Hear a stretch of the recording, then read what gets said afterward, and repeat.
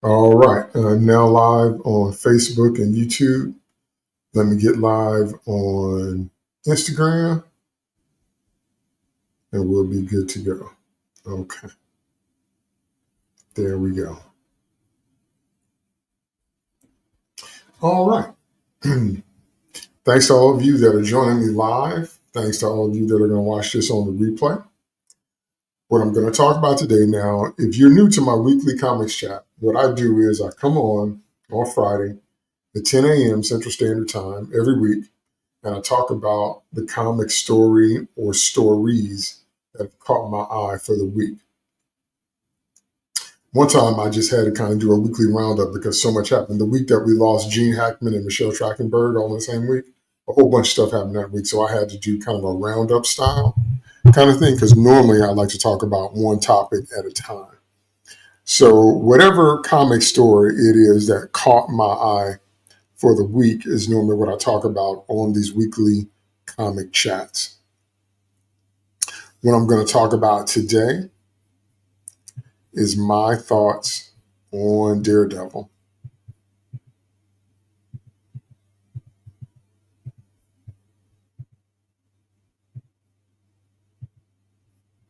For some reason, my chat is acting funny. Why is it acting funny? I do not know. But it's sure acting funny. Okay, let me see if I can.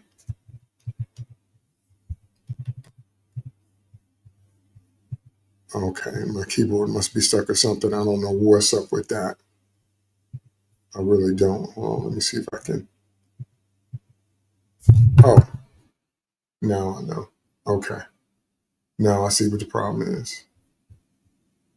There we go. My thoughts on Daredevil. Now, um,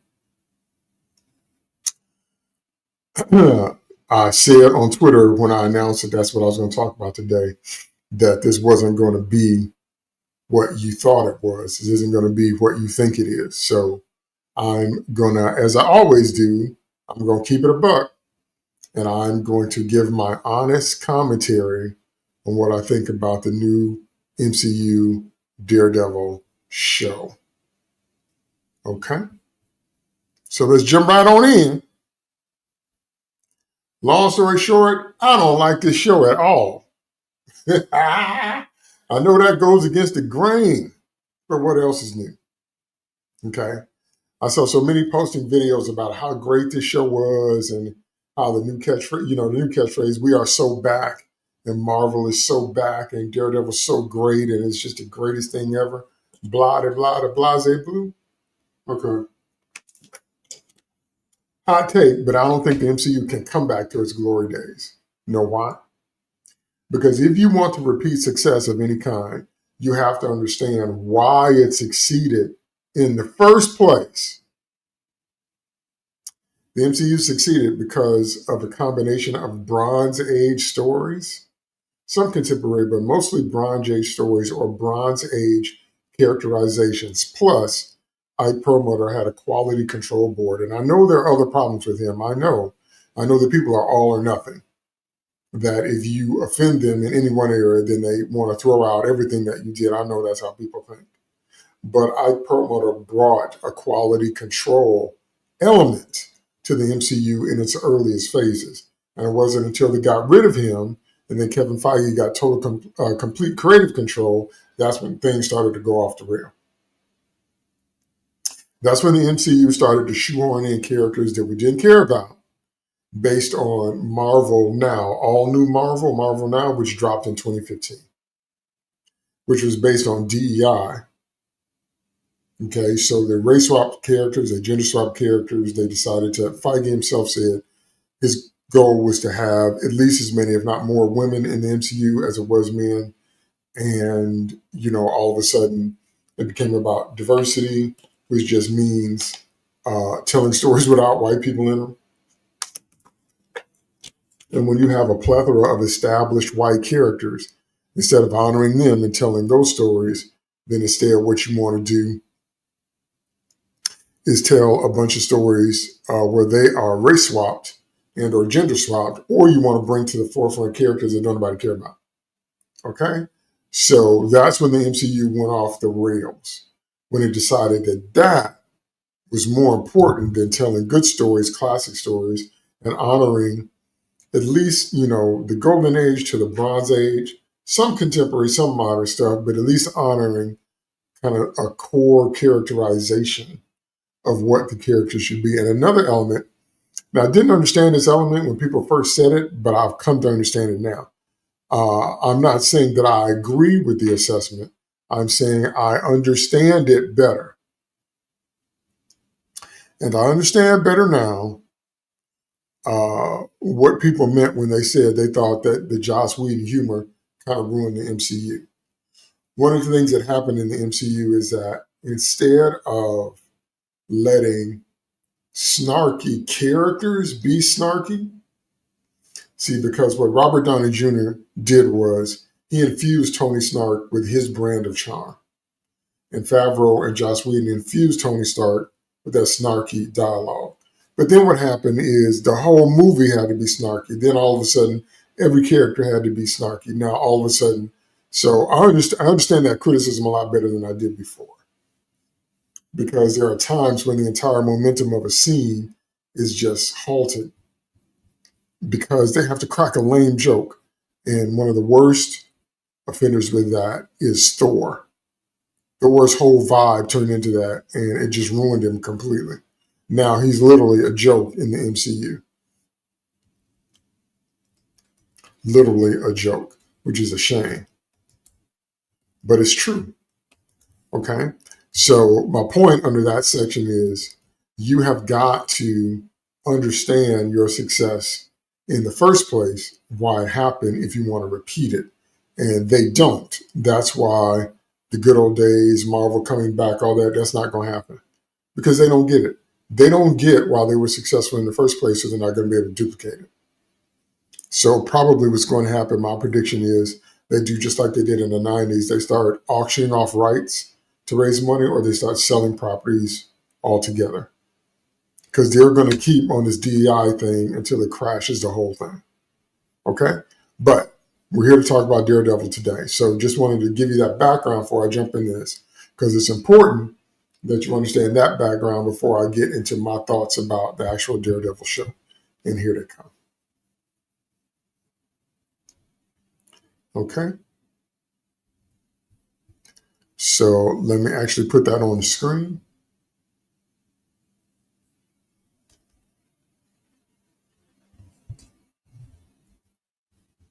My first issue with this Daredevil show is that it is totally inaccessible if you didn't watch the Netflix series.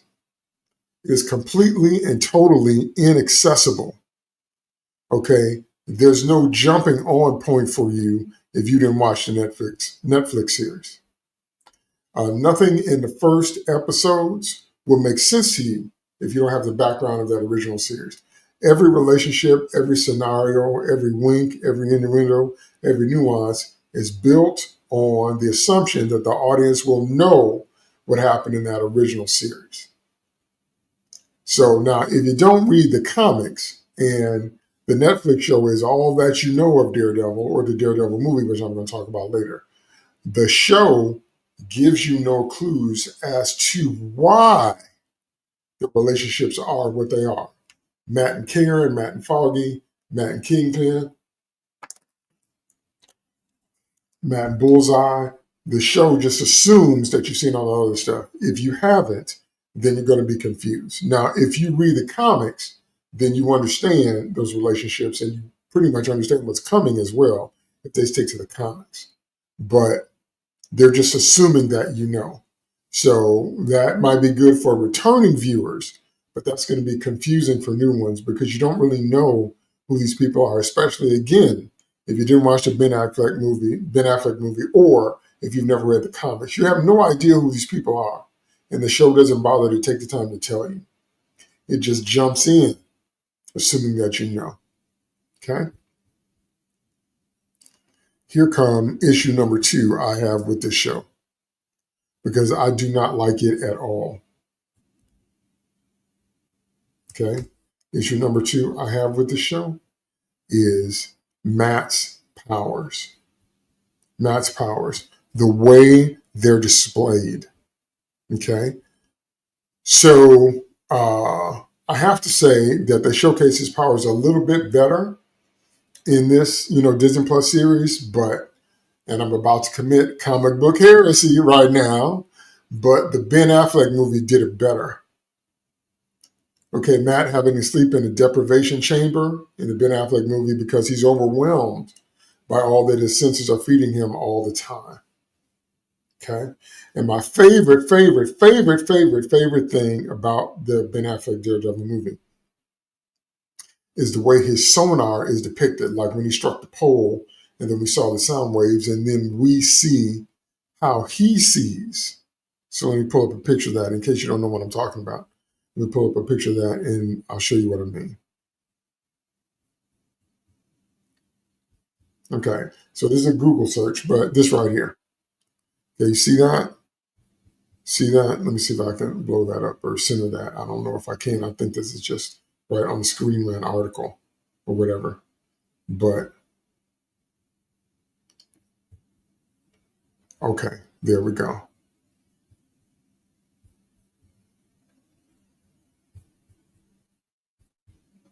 Right here. That Matt Murdock's vision. He used his billy club to hit the pole and create the sonar waves. And then you can see him using his radar sense. Okay, if you don't know Daredevil's origin, the original comic book origin is that he got doused in his face with a bunch of radioactive chemicals. It made him blind, but it heightened his other senses and it gave him an unerring sense of balance and it gave him sonar. So now, like a bat, he sees with sonar. This show doesn't really do anything with that, at least it hasn't so far. But the Daredevil movie did it perfectly, and I love that. That's my favorite thing about Daredevil, actually, is his sonar sense. And so without that, it just doesn't really feel like Daredevil to me. So the deprivation chamber in the Ben Affleck movie, because he's overwhelmed. The sonar, I love it, love it. Okay, this show doesn't seem to do that.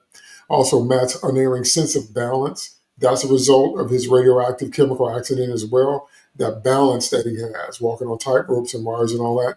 So they show that, and you can see that somewhat. It's just not enough of a focus to me, as far as I'm concerned. Okay, because I'm old school. I want to see a difference between the hero in his civilian identity in plain clothes and the hero costumed up. I want to see a marked difference between those personas. Okay, in this show, it treats his powers more like Superman. Like he can selectively zoom in on the stuff he wants to hear. So instead of being overwhelmed by too much noise, because again, in the movie, if the train came by, too much noise would always knock Matt out in the Affleck movie. But here, his hearing is more like Superman's. He can zoom in, zoom in on the stuff he wants to hear and block out the rest. Okay, which feels a little defeating of the purpose to me. Maybe you can make the argument that with training and with so much time with those enhanced senses, he can focus them and hone them. Maybe you can make that argument. I also would like to see more stuff with things written in Braille. I would also like to see him using his tactile sense, the way blind people do, tending to use their hands or taking pictures with their hands, or like Alicia Masters does in the Fantastic Four. Like the reason she's able to paint Ben and the reason she's able to understand what Ben looks like is Alicia is blind, but she uses her hands. And she uses her hands, she runs them across Ben's face, and that's what lets her know what Ben really looks like. Okay, I'd like to see more stuff like that because it doesn't feel like there's this huge difference between Matt in costume and Matt out of costume. Okay? Next up, what really bothers me about this show is Matt's fighting style.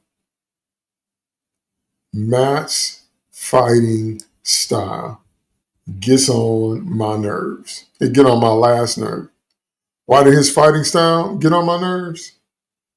because it's bugged me from the beginning, from the Netflix series to now. You know why?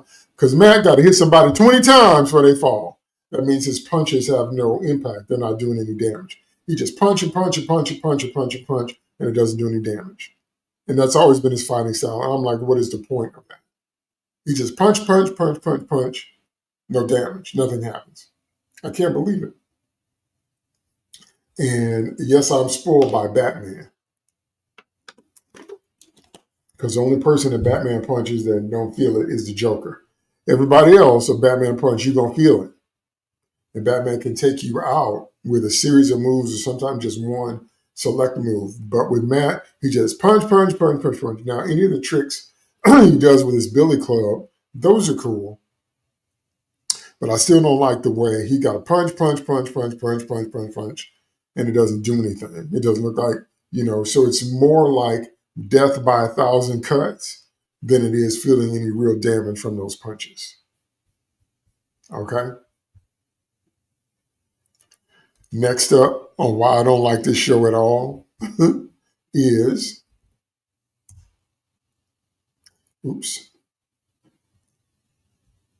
posted that wrong. So let me fix that. Next up, why I don't like this show is Foggy and Karen. Now, I guess I like them. I like the depictions of them. It's not their characterization that I'm saying I have a problem with per se. It's more that, and this is going to sound funny, but it's more that in some ways, Matt Murdock has kind of become like Peter Parker in the sense that the writers love to beat up on him. And they think that his life and his arc and his everything is about how much punishment he can take, how much loss he can suffer. So Foggy gets taken out in the first 15 minutes of the first episode. I don't believe for a second that he's permanently gone. I believe that was a fake out, and I believe he's coming back.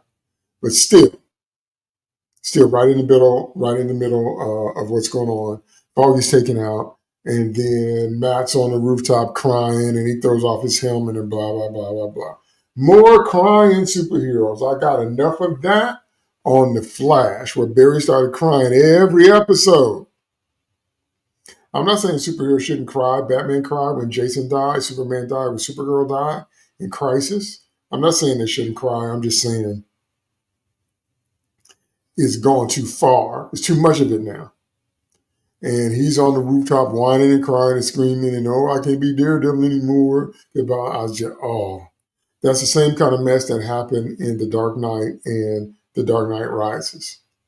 Joker kills Maggie Gyllenhaal, Rachel, not Katie Holmes, Rachel. Joker kills Rachel, and now all of a sudden Bruce goes into this dark depression and he can't be Batman anymore. It was just so stupid because Batman would never do that. I'm tired of that. Me personally, I'm tired of that. I'm tired of the hero suffers a tragedy and they get shut down and they can't be the hero no more because Matt says in the episode, that part of my life is over. Really? Okay. Now, in terms of Karen, I really like Deborah Ann Moll as Karen Page. I really do. I always have. But if they do Karen's story from the comics, she is in for complete destruction, line by line. And I'm not saying they shouldn't be comics accurate. I'm saying there's no chance in Booyah-based that anything ends well for Matt's supporting cast. Okay? I can buy that from a character like Sarah Connor.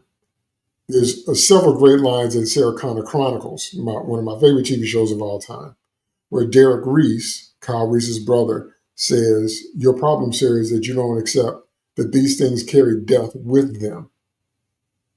And so Sarah tries to get Charlie out of her life, and Charlie ends up dying anyway. Now, in a scenario like that, where you're being hunted by Skynet from the future, I can understand more of a darker, tragic, pessimistic kind of bass tone. But there's no chance that anybody connected to Matt Murdock ends well. And it's just like, if you already know that going in, then it's kind of like watching The Walking Dead. You're just waiting until your favorite characters die. I personally am tired of that. Just my thing. Just my thing. All right, now, next up, next reason I got issues with this show, and that my issues have issues. Oh, there's Al. What's up, Al? Salute to you too, brother. My next issue with this show, and if you follow me on Twitter, you know one of my biggest pet peeves. One of my biggest pet peeves is omnipotent villain. I hate omnipotent villains. I hate them. I hate them. And so I got a problem with Bullseye on this show because I can't stand it when villains have powers for which there is no counter, where the hero just can't counter it. So the villain goes on a rampage, and every time they go on a rampage, all the hero can do is lose. All the hero can do is lose. Watch people bleed, watch people die, and cry. Okay? That's really why I don't watch Infinity War, because I don't want to watch what Vision die twice. I don't want to watch Thanos just beat up everybody. Just nobody can do anything. I can't stand it. Okay? And also remember that Matt tries as a squirrel. That's why I keep turning my head. A squirrel outside the window. Matt throws Bullseye off the balcony. And Bullseye wakes up and gets up. So what is that? A 3-story fall? Didn't kill him. Didn't hurt him bad enough to keep him down. Let's see. Omnipotent villain gets on my nerves. Gets on my last nerve. And the way they're playing Bullseye up in this is like that. Omnipotent villain style. Al said, question, do you like omnipotent villains? Yeah. Ha ha! Pet peeve is one of my biggest pet peeves of all time. The heroes and the heroes team just have no counter. They can just go on a rampage and just can't nobody do nothing but watch the people suffer. No. Okay, so let's talk about one of the few things this show does that I like. One of the few things the show does that it does well is Kingpin. I think the best thing about this show actually is Vincent D'Onofrio's version of Kingpin. The best scene in the first episode was their tense table talk when they're sitting in the cafe and they're basically verbally sparring. You can feel the tension. That was really, really, really well done. Okay? Where Kingpin basically says, am I talking to Matt Murdock? Or am I talking to Daredevil, the other you? And Matt's like, I'm not Daredevil, that part of my life is over, whatever. Okay, so that's why that conflict between them was literally the best scene. But if you want to see the real Kingpin, you have to watch the Netflix series. Okay, skip him on any other of the MCU series. I think he shows up in Hawkeye or She-Hulk. Kingpin, do not watch him on those series because they nerf him. They emasculate him. They humiliate him because of course they do. Because that's what they do to male characters now. But if you want to see the real Kingpin, you'd have to watch the original Netflix series. So it's still a good, still a good depiction here. Kingpin is gruff and obsessed with Vanessa. The only complaint I have about Kingpin on this show is that he's already in his Lex Luthor era. I wanted to see more gangster Kingpin. But he's already in his Lex Luthor era. He's running for office. He's into politics. He's trying to get power that way. He's supposedly trying to clean up his image. He's trying to convince people, maybe convince himself he's a different man. He's trying to convince Vanessa he's a different man. He's nerfed. You can feel the simp in his spine. You can feel his backbone done bent. Okay? Because he just trying too hard in that Lex Luthor era. Okay? And I just, don't need that. So maybe they're going to bring him back to his true form, which is ruthless and all different kind of stuff. But he is obsessed with Vanessa. So I can understand, why they would go that way. That's accurate. I'm just saying, Kingpin is best when he gangster, not when he's simping. He best when he don't care about who he hurts and what his actions cost. He best when he's like that. And here you can just feel him. Now I hope there's an explosion later where we see him come back to true form. I really do. But as it stands now, that's not like full. That's like quarter black Kingpin. Like he ain't all the way. He just 25% of the way. That ain't all Kingpin. And that to take the best villain, the best character on the show, and make him feel like he's apologizing for being who he is. Like it's why I like the Punisher. It's why I like Frank Castle, because one thing Frank Castle, no, they nerfed him, they messed him up in the comics too.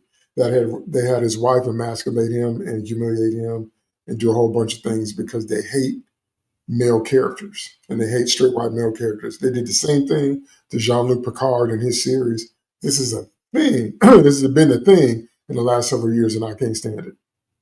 But true Frank Castle, true Punisher, does not apologize for who he is. Okay? Neither does Batman, true Batman, real Batman. Don't apologize for who he is. Kingpin shouldn't either. He should not be apologetic for being who and what he is, as far as I'm concerned. Okay? I also want you to notice, now this is just the first couple of episodes, I know.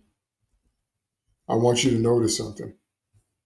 I want you to notice the amount of time in costume.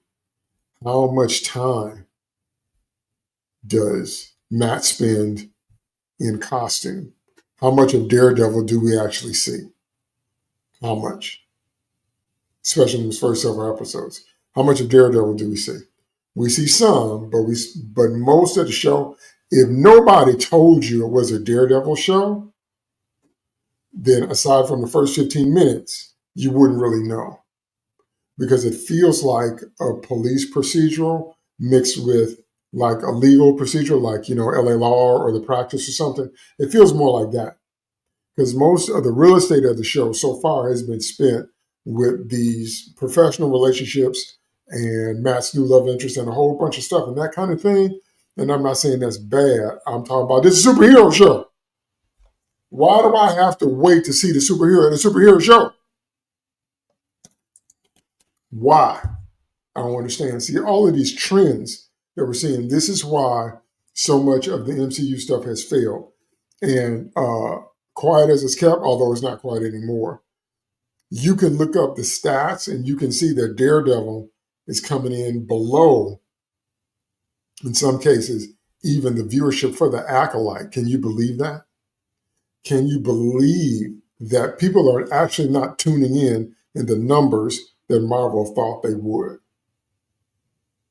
I'll say it again, it's coming in below the Acolyte. That don't tell you nothing. Now, why is that? I'll tell you why. Here's exactly why.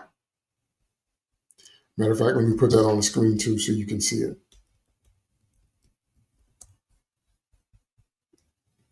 If you want to understand why the viewership for Daredevil is so low, it's because just right here. It's because of brand damage. It's brand damage. They have damaged their brand. They tried to take what was a boy brand, and the majority of their customers were straight white males. I said this last time, the thing about geeks is that we are generational, that as we go through life, we still love all the same things we loved when we were little, and we pass that love on to our children and grandchildren. So when you lose a generation of geek supporters, you don't just lose them. You lose all the kids and the stuff that they would have brought into your world. But they took a decidedly strong boy brand and decided to make it a girl brand, decided to make it a diversity brand. And just like when they did that in the comics, it failed. It failed spectacularly. It failed. So what did Feige say? Feige said, well, let's do that in live action. Genius. Okay. And so the reason that people are not tuning in to watch this show is because Marvel has done. That's why I told you the MCU is not coming back. Not like it was. They think hiring Robert Downey Jr. as Dr. Doom is going to do it. No, it won't. is not going to fix this because they have done irreparable brand damage. It's like if you went to school and every time you went to school, this particular bully made a point to come over and throw your lunch food in your face or slap you right in the face every day. What would that do to you? What would that do to you if every day when you came to school, you knew you couldn't sit down and enjoy your lunch without this dude coming by, throwing that food right in your face or coming into school and popping you upside the head? What would that do to you? Most of us have been through stuff like that, unless you were the bully. What would that do to you? After a while, you get tired of that. What happens if that same dude comes back and says, I want to be your friend now? Would you trust him? You might trust him, and then the first time he betrayed you, he'll laugh at you and call you a sucker. Say, fool, sucker, because you believed him. Okay? That's what the MCU has done to its fans. Okay? Black Panther says, bold statement, but true. It's brand damage. It's brand damage. There is no shame in having a boy brand. There is no shame if the majority of your customers are Caucasian. Because there's plenty of other ethnic groups that love, superhero stuff, but there's no shame. It's nothing to apologize for if your core audience is straight white males. If that's most of the people that consume your content is that group. So instead of catering to that group, you do everything you can to anger them, slap them in the face, tell them that they're wrong, turn all their characters either into simps, wimps, race swap them and say that ethnic characters can't stand on their own, so we have to give them the mantle of an established white character, which no, you don't. Everybody that understands why Captain America Brave New World didn't do well was because Falcon was an alrighty, no one really wants to say it out loud, but they know it. That's right. But you know me, I say stuff out loud that other people don't say. That's just me. Okay? So the reason that Falcon Brave New World didn't do as well as it could have, or excuse me, I said Falcon, but that's actually kind of a Freudian slip because it's true. Captain America Brave New World, the reason it didn't do as good as it could have is because Falcon was an established character in the MCU, and we love Anthony Mackie as Falcon. He was fine as Falcon. If they had even made a Falcon movie, that would have done better. If he could just be Falcon. He does not need to take on the Steve Rogers mantle of Captain America. Okay, I've talked about that before. So when you give ethnic characters kind of a sloppy seconds kind of thing, Al calls me David did I stutter too. That's right, though. That's right. Al know me. That's right.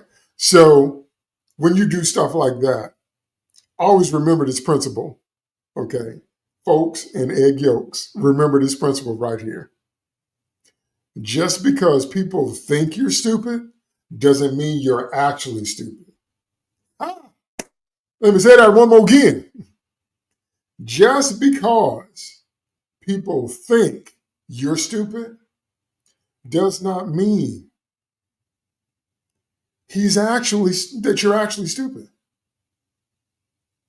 So just because they think that some type of virtue signaling by turning white characters black or white characters Hispanic or white characters Asian or turning male characters female or changing their sexual orientation, whatever, that's not what makes a character interesting. What makes a character interesting is their conflicts, internal and external, and how they solve them. And that's the story, that's the journey you want to watch. All the demographics about the character, height, age, weight, who they're attracted to, ethnic background, first language, all that, that's cool, but that's not what makes them interesting. What makes them interesting is their internal and external conflicts. And if you think about the way Falcon was framed in the MCU, he was always a supporting character. What do we know about Sam Wilson? Sam Wilson was a part of Captain America's supporting cast. So we know he did a couple of tours. We know he obviously has the jetpack that he flies with. We know he lost his wingman, Riley. What else do we know about Sam? He's a supporting character in the MCU. Nothing wrong with that. What's wrong with that? Just like Sharon Carter. Now, you can know more about them from the comics, but if you don't read the comics, then all you know is what the MCU's put on the screen. And so what they have done is irreparable brand damage. They're the bully that has slapped you in your face so many times. They have thrown your food at lunch in your face so many times until you're just like, you know what? That's why the viewership for this show is so low. That's why, again, I want you can look it up. There's plenty of videos on it, but you can look it up for yourself. These viewership numbers are coming in lower than the Acolyte. Less people are watching Daredevil than watch the Acolyte. Can you believe that? It's because of brand damage. Okay. And now I'm finally going to talk about my personal final pet peeve with this show. And that's this right here. Let me put this on the screen.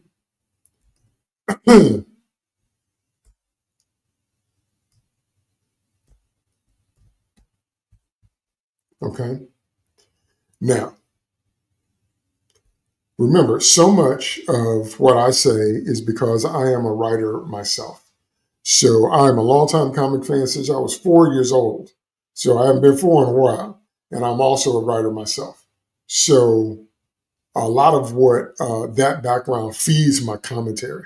So I'm just acknowledging my bias. I'm not one of those people that tries to act like I don't have biases. I cannot possibly approach this stuff as a normie, someone that doesn't know and read comics and hasn't read them my whole life. I can't approach it that way, and I cannot approach this stuff as if I weren't a writer, because I am both a lifelong comics fan and a writer. There's no memorable dialogue in this show. There's not one line. It doesn't have to be snappy. It doesn't have to be Chloe on Smallville, where everything she says is a quip. It doesn't have to be snarky, Tony Stark in the MCU. It doesn't have to be that. But it does need to be memorable. There is not one line of memorable dialogue in this show. When you get through watching the show, when I watched the first episode, the first time I fell asleep anyway, and I was like, because there's no memorable dialogue, okay? There's nothing that anybody says and the way they say it and the way they deliver it and the line itself that stays with you past watching the show. Now, I want you to contrast that against things that are extremely quotable. What's extremely quotable? Star Trek, the original series, The Next Generation, Deep Space Nine in particular. Those 3 shows, those are TV shows, are extremely quotable. Just think about it. Think about your favorite Jean-Luc Picard quote. Probably make it so. Okay? So, but it's just the show is not built on that level of dialogue. Okay? Think about Star Wars. Somebody asked me the other day, what are my favorite Star Wars quotes? And all of my favorite Star Wars quotes are Vader quotes. Because everything he says is just so powerful. It's just not what he says, it's the way he says it. Okay? But the point I'm trying to make is how much of that dialogue stays with you. How much of it stays with you and shows in. It doesn't have to be quippy like Chloe on Smallville. It doesn't have to be snarky like anything that Joss Whedon writes. But it does need to be memorable. And I kept waiting for that to happen. Like I said, the best scene was the first scene when Matt and Kingpin were in the cafeteria. But I kept waiting for there to be some type of memorable dialogue, some kind of line, some kind of catchphrase, some kind of something that I could hold on to. What did Oliver Queen have on the CW? You have failed this city. That was his tagline. That was so memorable. What did Flash have? They had Run, Barry, Run. Now they kind of overused that, but at least they had something. You see what I'm saying? At least they had something. There was a catchphrase or a line or something like that. This show doesn't have that. It doesn't have that at all. So in conclusion, I'm going to repeat that these are my thoughts on Daredevil. This is just what I think. Okay? Now, I'm not saying, see, I know the difference between something is bad and it's not what I would have done as a writer. I know the difference between something is bad and it's just not my cup of tea. So I want to make it clear for all of those that are going to flood my Twitter timeline with, just like I'm seeing some comments now telling me how wrong I am. Opinions are subjective. Facts are right or wrong. Opinions are perspective. So I'm just talking about the way I see it. And I'm not asking anybody to agree with the way I see it. What's the title of the stream? The title of the stream is My Thoughts. My thoughts on Daredevil. So, of course, I got people in the comments already saying, how wrong I am and a whole bunch of stuff and whatever. That's just, social media just gave crazy people a new space to be crazy in. Social media did not make people crazy. Social media did not make people angry. It gave people a new space to be angry in. And there are people on Twitter who just angry over and over and over again. And all they do is show up to cause conflict. They don't talk to you at any other time than when they're trying to criticize. And stuff, people like that just make me laugh. That's just really funny to me. So the name of this stream is My Thoughts on Daredevil, okay? So I know the difference between it's bad and it's not my cup of tea. What I'm saying is this show is not my cup of tea, and I gave you all the reasons why. I want to see Matt Sonar. I want to see him take his billy club and hit a pole and watch the sound waves go out. I want to see the first time Ben Affleck, Matt saw Elektra because he saw her in the rain. And he used his sonar to actually make out her face. That was beautiful. That was one of the most beautiful scenes I've ever seen in a comic book movie when Matt saw Elektra in the rain. There's nothing like that. That was just incredible. I love that. I want to see Bullseye get beat for once because I hate omnipotent villains. I know they're probably going to have Bullseye kill Elektra again. I hated that. Some comics I don't reread. I have them, but I don't reread them. That's one of them. Because I hate Bullseye killing Elektra. Absolutely hate it. I want to see Gangsta Kingpin. You know what? I would also like to see Matt win once in a while. How about that? Every character, every character doesn't have to be Peter Parker. Every character doesn't have to be a punching bag for the writers. Because we know, however it is that Peter Parker started out, what he has become is a punching bag for the writers. Whatever beef writers might have in their own life, a lot of them have had problems in their own marriage, so they give those problems to Peter. Okay? I don't necessarily want to see Matt Murdock go that way, but if they stick to the comics, Matt is going to go through hell and high water, and I understand that. But I'm just talking about me. I'd like to see him win every now and then. Every now and then, how come Bro can't get a win? Why? Why can't he? But, see, superheroes are supposed to be escapism. Superheroes are supposed to be larger than life. Superheroes are supposed to be life, but elevated, hyper life, exaggerated, life at a different level. Okay? So this show did not hook me in any way. Say that one more time. This show did not hook me in any way. Not the fights, not the powers, not the characterization, except for Kingpin. Okay, not the dialogue. It's not accessible if you don't watch a Netflix series. It's just right. Hit the like button, like Al said. That's right. So there's just nothing about this show that captured me, that grabbed me. So I'm not saying that that's how everybody should feel. I'm just saying that's how I feel. If you enjoy it, have at it. No problem. It's just not for me. Okay? If I wrote it, I told you the things I would do. There would be much more of an emphasis on his powers. We see that sonar, that we get a win every now and then. We would have more Gangsta Kingpin and not Lex Luthor Kingpin already. And also we know before this is over, just like they brought in White Tiger, they're going to bring in a whole lot of other characters. So that may or may not be cool. I don't want it to turn into a situation like The Flash, where Matt ends up as a guest star on his own show, because that's what happened to Barry on The Flash. The majority of the screen time on The Flash was spent on the supporting cast, which kept growing every year. And it got to a point where Flash was there 5 minutes at the beginning and 5 minutes at the end. I do not want to see that happen here. Okay. So that's my thoughts. My thoughts on Daredevil. That's my weekly comics chat for this Friday. There's definitely some other stuff that happened this week, but again, I just pick out the one thing I really want to talk about, unless so much happened until we can't ignore it all. So what I want you to do is leave me some comments below. Al said, "You mean Iris and the Star Lab show?" Don't. That's the truth. Iris and them, featuring Barry every now and then. Iris and them, we are the Flash. She is the Flash. So anyway, so leave some comments below. Like this video, share this video, subscribe to my channel if you haven't.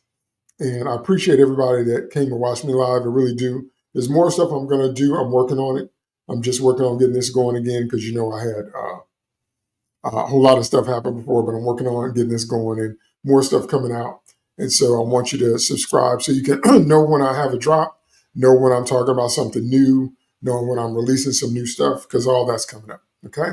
So again, I want to thank you again for watching me live. I really do appreciate it. I want to thank you again for your comments. Leave some more comments below the video. Like, share, subscribe, and I will see you same time next Friday, 10 a.m. Central Standard Time for my next weekly live comics chat. DT2 Comics Chat out.